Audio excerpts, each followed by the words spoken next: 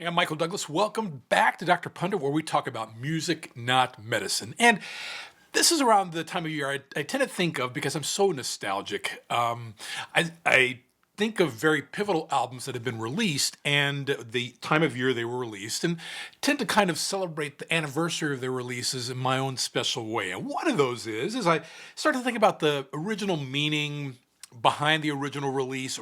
I read original reviews and that kind of thing, and reviews over time, and how sentiment towards those works have changed, if anything. And one title that I just keep thinking about, how this really applies to, is the 1984 seminal album by Bruce Springsteen called Born in the USA. Now, I won't really go on about why the album, especially its title cut, is so misunderstood, except to say this.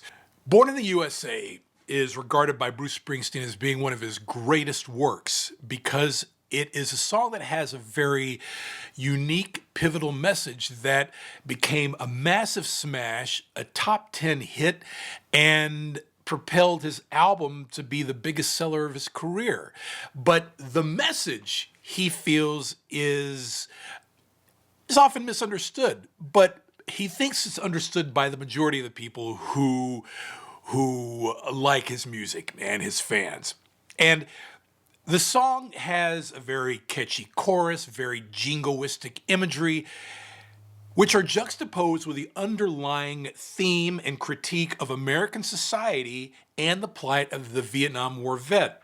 The song's title in the chorus, Born in the USA, can be interpreted, yes, as a celebration of America, while the lyrics reveal a story of alienation and disillusionment for veterans who feel left behind by the nation they fought so hard for. Now, that's all I'll say about that. I wanted to talk about, mostly this time, some kind of quirky facts about this album, Born in the USA by Bruce Springsteen.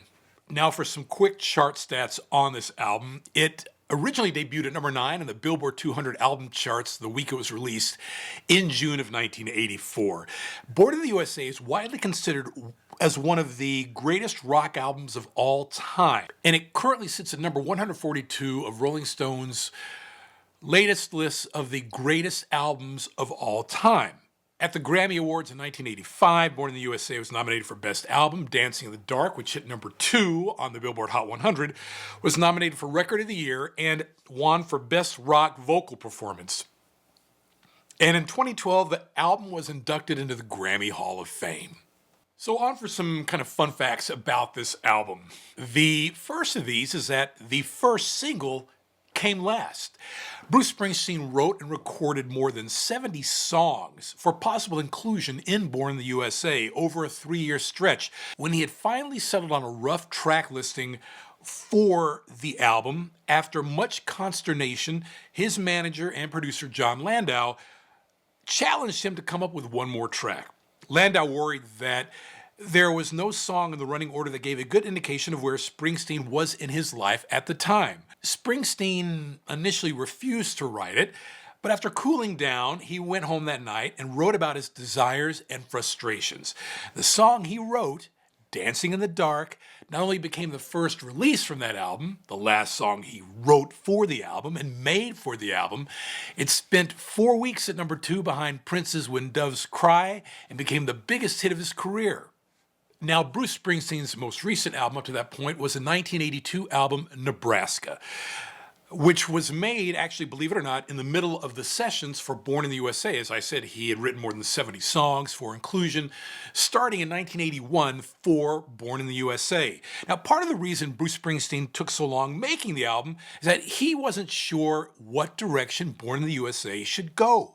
And in fact, the title track initially came part of the sessions for the Nebraska album, and both albums couldn't sound more disparate. Now, when Springsteen tried the other Nebraska songs with his E Street Band, they never came off lacking, but Born in the USA had a different effect, the track. Thanks to the chiming synths of Roy Battan and the thunderous drums of Max Weinberg, who later played for, I think, Paul Schaefer's band on the David Letterman show, the version of the song that made it the album sounded patriotic, which was quite ironic considering the biting nature of the lyrics. Just go back and stream it. Now, speaking of John Landau, producer of the album, he was always trying to remind Bruce Springsteen of the worthwhile nature of catchy pop songs. So Springsteen tended to mistrust anything that came a little bit easier to him and didn't require a lot of soul searching and introspection. When he and the E Street Band recorded the number 7 song, Cover Me, that hit number 7 on the charts, he was thinking about giving it away to, believe it or not, Donna Summer. Not a lot of people know this. Landau not only pushed him to keep the song, but he also convinced him to release it as the album's second single. That's right, it was released after Dancing in the Dark and hit number 7, even without a video. No video to that song. Springsteen eventually gave the song Protection, that's the name of the song, to Donna Summer as a consolation prize. I really can't imagine Donna Summer singing Cover Me. It just really doesn't make any sense. Stream that one too. Little Steven, or Steven Van Zandt, had long served a crucial piece of the Bruce Springsteen professional support system. In addition to his duties as an E Street Band guitarist, he had co-produced The River in 1980, and his advice really proved really crucial in Springsteen's decision to release Nebraska demos as they were. As the Born in the U.S.A. sessions just continued to drag on for those 3.5 years, however, Steven Van Zandt felt that his input wasn't as needed as much as it was in the past. He decided to leave the band before the album was complete to pursue a solo career, but he went back to the E Street Band years later. Springsteen wrote the Born in the USA title track, Bobby Jean, as a tribute to the pair's friendship. Now, as I had mentioned, Springsteen struggled a lot with deciding the final track list for his epic Born in the USA album. And at one point, in a desperate effort to find a consensus, he even passed tapes of the songs out to his friends and associates and asked them to rank them. And in the end, Springsteen relied on the advice of an old friend when it came to one particular song. No Surrender, which was an album track, non-released as a single, was recorded after little Steven Van Zandt had left the E Street Band. The boss was about to leave it off of the completed Born in the USA final record, as he was a little bit worried about the over-earnestness of the track. But when Steven Van Zandt heard it, well, he convinced Bruce Springsteen that it was a keeper, and that ensured that an all-time classic was not left behind. So, as we come up on the 41st anniversary of the release of the classic epic LP, Born in the USA by Bruce Springsteen, some tidbits to tide you over, and some music to listen to take the album in a different perspective if you really haven't listened to it in a long time. I'm Michael Douglas, and if you like what you see here on Dr. Pundit, please don't hesitate to like and subscribe. And as the late, great Barry White always used to say, let the music play, and I'll see you on the next episode.